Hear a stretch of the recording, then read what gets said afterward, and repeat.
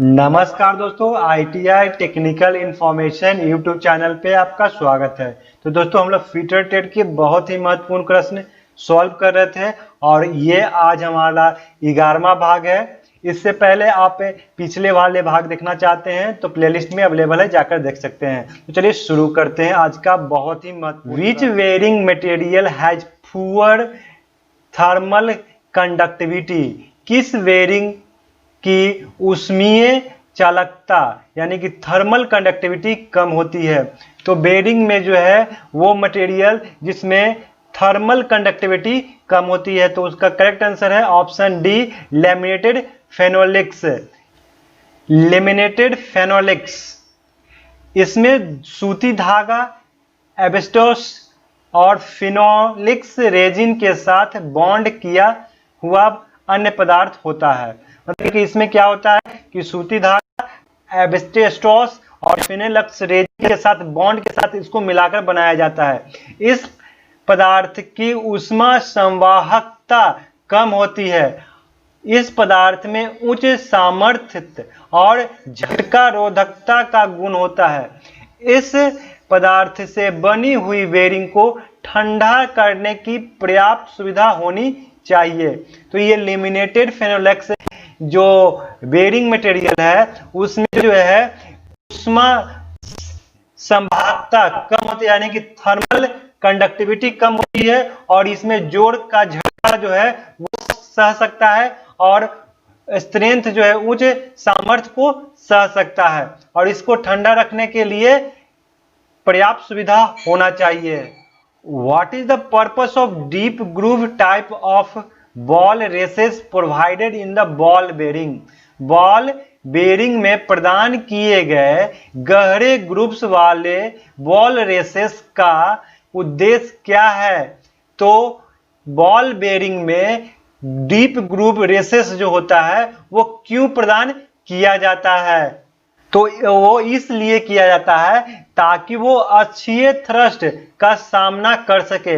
With stand axial thrust जो है वो सामना कर सकते हैं, इसलिए उसका इस्तेमाल किया जाता है। तो इसका करेक्ट आंसर होगा ऑप्शन सी कि deep groove type ball races are capable withstanding the axial thrust.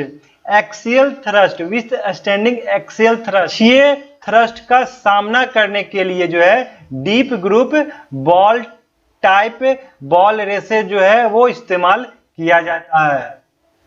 Why the double row roller bearing is used? Double row roller bearing का उपयोग क्यों किया जाता है? डबल रो रोलर बेरिंग का इस्तेमाल इसलिए किया जाता है ताकि वह to take heavy radial load, भारी रेडियल भार लेने के लिए जो है वो डबल रो रोलर बेरिंग का इस्तेमाल किया जाता है। तो उसका करेक्ट आंसर होगा option D. Why the melting point of bearing material should be lower than the that of shaft? क्यों बेरिंग मटेरियल का गलनांक शाफ्ट के गलनांक की तुलना में कम होना चाहिए?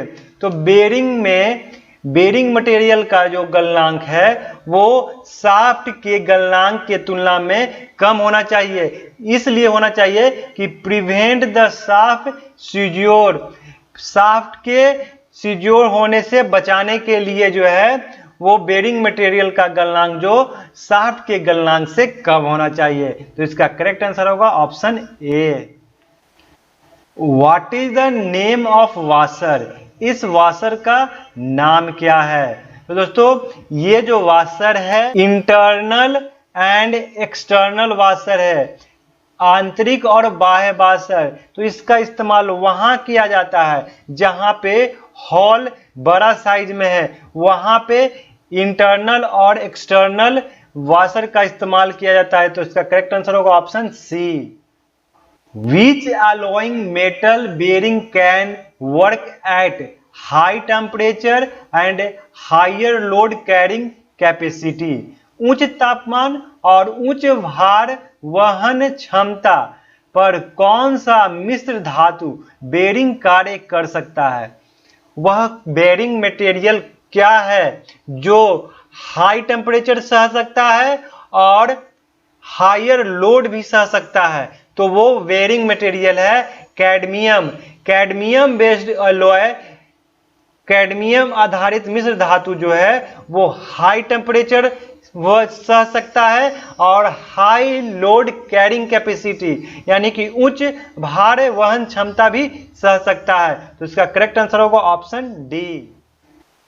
तो देखिए दोस्तों, कैडमियम आधारित मिश्र धातु, कैडमियम बेस्ड अलॉय, यहाँ पे देख सकते हैं कि इन अलॉय से बनी व्हाइट उच्च तापमान पर कार्य कर सकती है और इनकी भार उठाने की क्षमता अधिक होती है।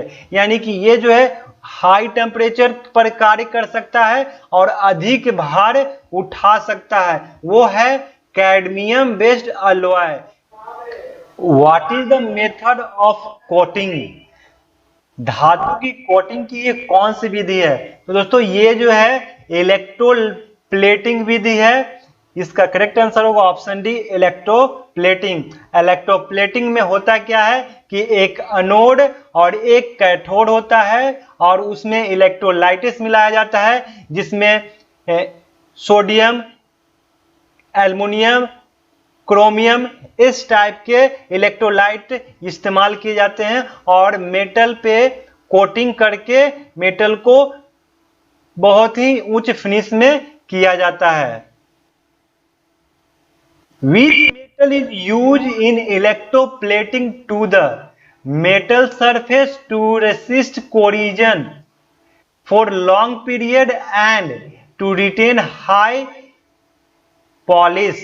लंबे समय तक जंग ना लगने देना और उच्च पॉलिशिंग को बनाए रखने के लिए धातु की सतह की इलेक्ट्रोप्लेटिंग में किस धातु का उपयोग किया जाता है?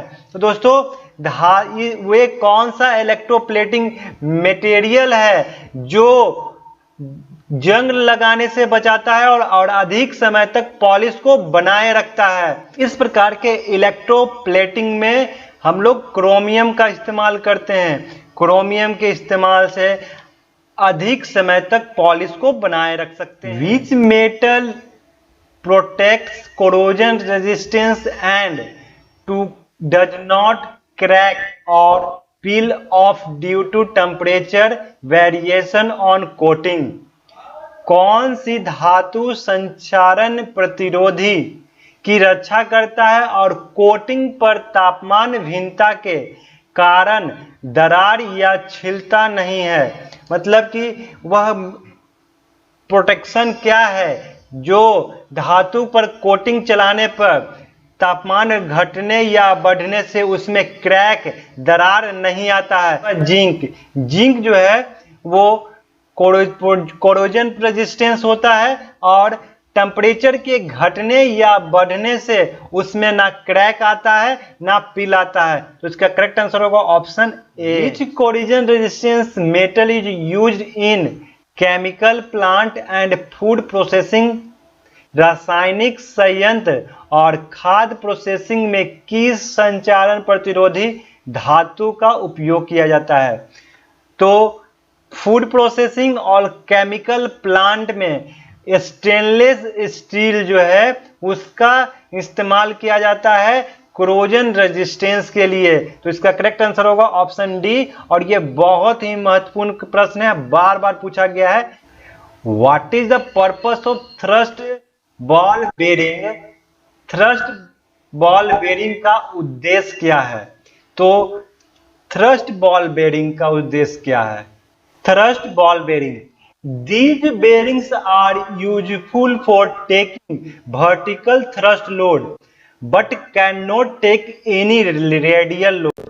तो थ्रस्ट बॉल बेरिंग है वो वर्टिकल थ्रस्ट लोड में लाभदायक होता है लेकिन वो रेडियल लोड नहीं ले सकता है। जो थ्रस्ट बॉल बेरिंग है वो वर्टिकल थ्रस्ट लोड लेता है। What is the name of bearing? इस बेरिंग का नाम क्या है? तो ये बेरिंग कौन सा प्रकार का है? तो ये नीडल बेरिंग है। इस इमेज को देखिए, ये क्या है? नीडल बेरिंग है। तो इसका करेक्ट आंसर होगा option A. Which bearing material is used in connecting rod and electric motor. Connecting rod और इलेक्ट्रिक मोटर में कौन सी बेरिंग सामग्री का उपयोग किया जाता है?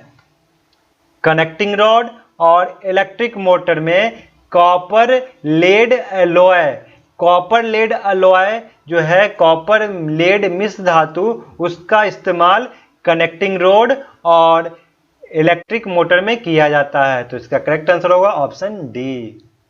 What is the operation of a metal coated with other metal to obtain protecting surface. रक्षात्मक सतह प्राप्त करने के लिए अन्य धातुओं के साथ लेपित धातु के संचालन क्या कहलाता है? रक्षात्मक सतह प्राप्त करना है और अन्य धातुओं के साथ लेपित करना है, तो उसके लिए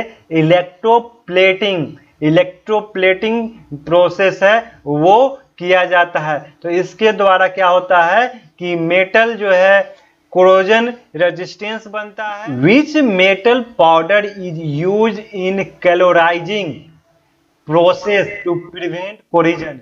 जंग को रोकने के लिए कैलोराइजिंग प्रक्रिया में किस धातु के पाउडर का इस्तेमाल किया जाता है? तो दोस्तों कैलोराइजिंग प्रोसेस करना है तो उसमें कौन सा पाउडर इस्तेमाल किया जाएगा? तो अल्युमिनियम पाउडर का वहां पे इस्तेमाल किया जाता है, जिससे कि धातु में जंग से बचाया जा सके। तो इसका करेक्ट आंसर होगा ऑप्शन डी। तो ये काफी महत्वपूर्ण प्रश्न है आपके एग्जाम के लिए, इसका प्रिपरेशन अवश्य करें और यदि आप इसका अभ्यास प्रैक्टिस करते हैं तो आप सही मार्क्स प्राप्त करेंगे। तो चलिए कैसा लगा कमेंट करके बताएं, वीडियो को लाइक और शेयर कर दीजिए। यदि आप इस चैनल पर नए हैं तो चैनल को सब्सक्राइब कर दीजिए, बेल आइकन को दबाना ना भूलिए। तो चलिए फिर मिलते हैं एक नए वीडियो में।